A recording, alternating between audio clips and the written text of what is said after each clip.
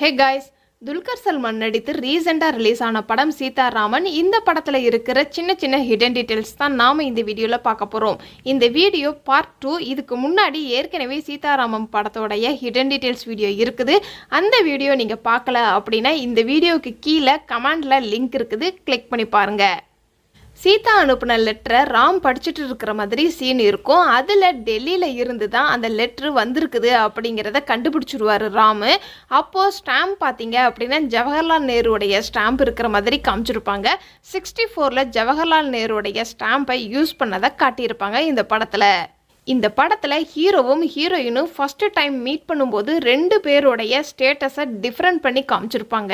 இந்த படத்தில் ராம் இராணுவ வீரராக இருப்பார். அதுவே ஒரு பெரிய பொசிஷனாக தான் இருக்கும். ஆனால் அவர் சாதாரணமாக மக்களோட மக்களாக தான் ட்ரெயினில் ட்ராவல் பண்ணுற மாதிரி காமிச்சிருப்பாங்க. அதுக்கு அப்படியே ஆப்போசிட்டில் பார்த்தோம் அப்படின்னா ஹீரோயின் பிரின்சஸ் நூர்ஜஹானை காமிப்பாங்க. அப்போது அவங்க ஒரு ஏசி கோச்சில் வர மாதிரி காமிச்சிருப்பாங்க.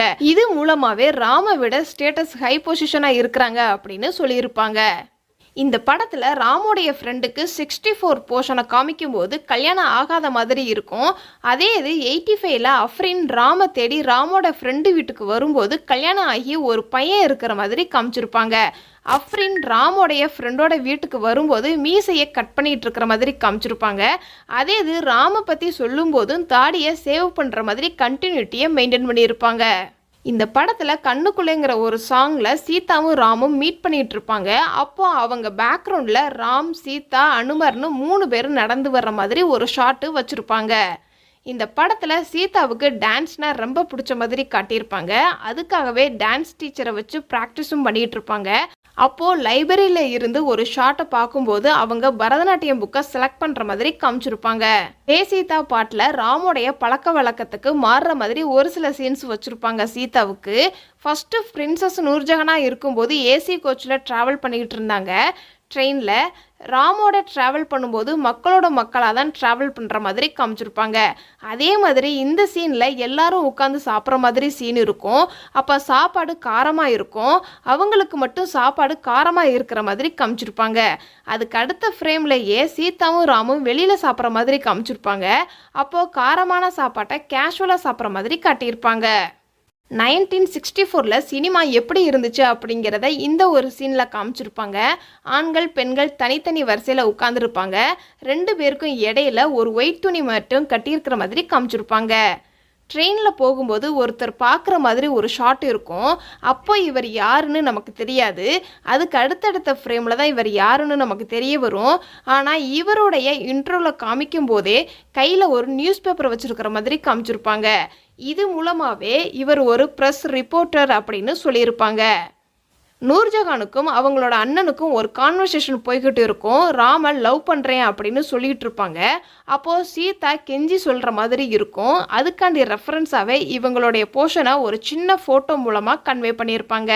இந்த ஃபோட்டோவில் ஒரு பொண்ணு ரொம்ப அழுது பேசுகிற மாதிரி இருக்கும். இன்னொருத்தவங்க சும்மா நிற்கிற மாதிரி காமிச்சிருப்பாங்க. கிளைமேக்ஸ் சீனில் அஃப்ரீனை மட்டும் போலீஸ் கஸ்டடியில் எடுப்பாங்க. அப்போது பாலாஜி மட்டும் லாஸ்ட்டாக ஃப்ளைட்டில் இருந்து இறங்குற மாதிரி காமிச்சிருப்பாங்க. ஏன் லாஸ்ட்டாக இறங்குறாரு அப்படின்னா ஃப்ளைட்டில் வரும்போது தூங்கிடுவார். எல்லா பேசஞ்சரும் இறங்குனதுக்கு அப்புறம் தான் பாலாஜி கடைசியாக இறங்குற மாதிரி காமிச்சிருப்பாங்க. அதுக்கு டீட்டெயிலிங்காகவே பாலாஜிக்கு பின்னாடி ஏரோசிஸ் வர்ற மாதிரி காமிச்சிருப்பாங்க. ஒருவேளை ஏரோசிஸ் தான் பாலாஜியை எழுப்பி விட்டுருப்பாங்க போல. இந்த ஒரு ஷாட்டில் ராம் தீவிரவாதிகளை ஷூட் பண்ண டேட்டு பார்த்துக்கோங்க. அதில் இருந்து ஒரு 10 மாதத்துக்கு அப்புறம் ராம பாகிஸ்தான் இராணுவ வீரர்கள் பிடிச்சிருப்பாங்க. அதுக்கான டீட்டெயிலிங்காகவே இந்த ஒரு நியூஸ் பேப்பரில் இந்த டேட்டை மென்ஷன் பண்ணியிருப்பாங்க. இந்த ஒரு சீனில் அஃப்ரீன் பாலாஜியும் கணக்கு பிள்ளைய பார்க்குறதுக்காண்டி வந்திருப்பாங்க. அப்போது அந்த கேலண்டர் பார்த்தோம் அப்படின்னா 85ன்னு கேலண்டர் இருக்கும்.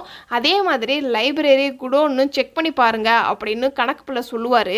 அப்போது அந்த பீரோவில் ஓப்பன் பண்ணும்போது 1964ன்னு வருஷத்தை மென்ஷன் பண்ணியிருப்பாங்க. இந்த படத்தில் ராமுக்கும் சீதா தான் நூர்ஜஹான்னு 2 இடத்துல தெரிய வந்திருக்கும். மேஜிக் ஷோ நடக்கும்போது அப்போ உங்கள் பேர் என்ன அப்படின்னு கேட்பாங்க. அதுக்கு அவசரப்பட்டு ராம் தான் சீதா மகாலட்சுமின்னு பேர் சொல்லிடுவார். அவர் கொஞ்சம் அமைதியாக இருந்திருந்தாலே நூர்ஜஹானுங்கிற பேர் வெளியே வந்திருக்கும். அதே மாதிரி கணக்கு பிள்ளை பேலஸ்குள்ளே ராமை கூட்டிகிட்டு வரும்போது டான்ஸ் டீச்சர் தான் கிராஸ் ஆகி போவாங்க.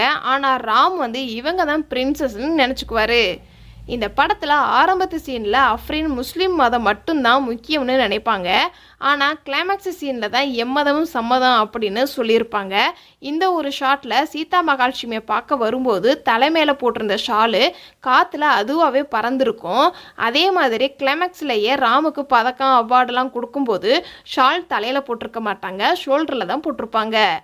இந்த மாதிரி இன்ட்ரெஸ்டிங்கான வீடியோ நீங்கள் இன்னும் தெரிஞ்சுக்கணும் அப்படின்னா நம்ம சேனலை சப்ஸ்கிரைப் பண்ணி அதுக்கு பக்கத்தில் இருக்கிற பெல் ஐக்கானையும் கிளிக் பண்ணுங்கள். டாடா பபாய்.